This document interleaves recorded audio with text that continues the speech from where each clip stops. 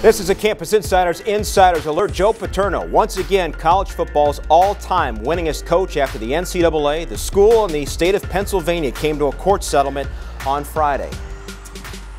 Ray Crawford here in our Campus Insiders studios, joined by our college football analyst Doug Chapman. Also with us, associate editor Rich Cirminiello. 111 wins, guys, vacated by Penn State, part of the Jerry Sandusky scandal, and those wins have now been given back to Joe Paterno. Rich, we'll get your take first here. Is this the right thing to do to reinstate these wins back to Joe Pa?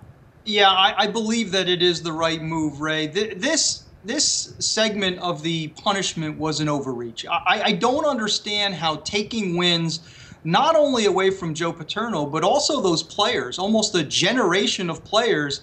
What are you gaining by taking those wins away? I mean, I believe in vacating wins if there was some kind of on-field advantage that took place, if there were performance-enhancing drugs, recruiting violations that allowed you to get players that others couldn't.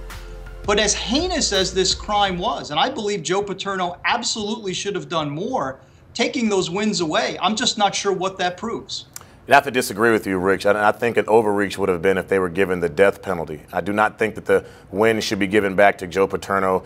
And yes, as a former player at the collegiate level, I feel bad for those guys if they had lost those wins, because I know what it takes every Saturday to take the field and go out and get a win. But if you look at it, a head coach is responsible for the program. In 2012 at the University of Montana, the head coach and the athletic director were both fired because there were players on the team that were accused of sexual assault.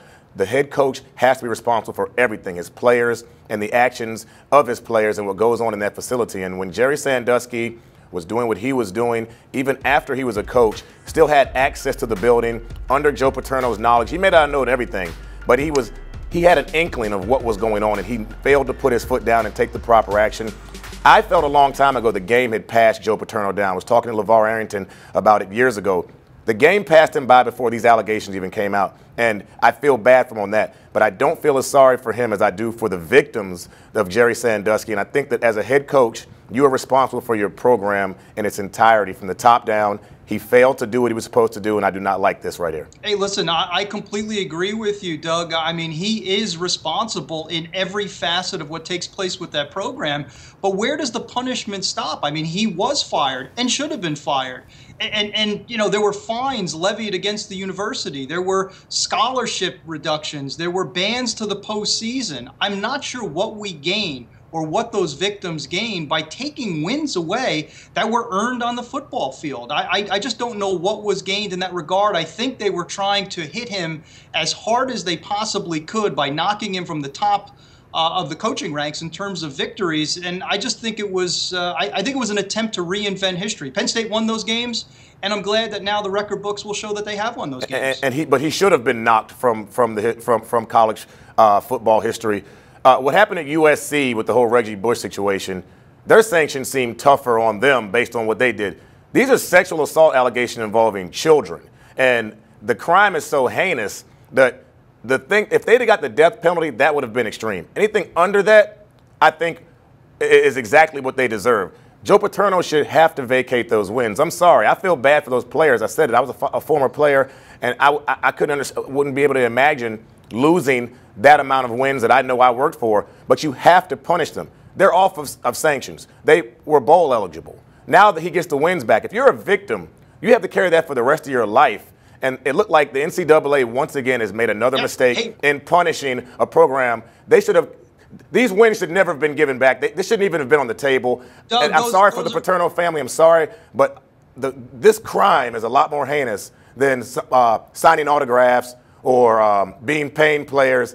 This right here, the death penalty, they shouldn't have gotten. But I'm sorry, these wins shouldn't be back. No arguments at all. I listen, but I think those are two different debates. I do not believe Penn State should have had the opportunity to bowl this year. I think that was caving as far as the NCAA. I think that should have stuck. But in terms of those victories, I don't understand what kind of a point we're making. Are we going to deter this type of behavior in the future by taking those victories away? I just don't believe that we are. Look, I would hope so. I think that it does. I think it shows head coaches that you have to run a tighter ship. And I'm sorry that the game passed Joe Pa by years ago. I think it did. A lot of people agree with me on that. But it's going to show coaches moving forward that you have to run a tight ship. You know, with what's going on at Florida State, Jimbo Fisher falls under fire every single time Jameis Winston does something. What Jameis Winston's done off the field is nothing compared to what happened in Happy Valley. And Joe Pa was the head guy there, and I think he should be held responsible. Look, one thing I think we can all agree on, this was an unprecedented situation. If you go back in time when this first happened, and the NCAA was in a position they had to do something unprecedented. Unfortunately, I kind of agree here with you, Doug, that those sanctions have really been watered down, they have. For lack of a better term, and this kind of brings it really kind of to a close in a relatively short amount of time when you look over the long landscape of history from the actions and the scandal until now. Okay, guys, the debate will continue. We appreciate it. Be sure to tune in to CampusInsiders.com for all things college football and basketball. For Doug Chapman and Rich Cirminiello, I'm Rick Crawford. Thanks for watching.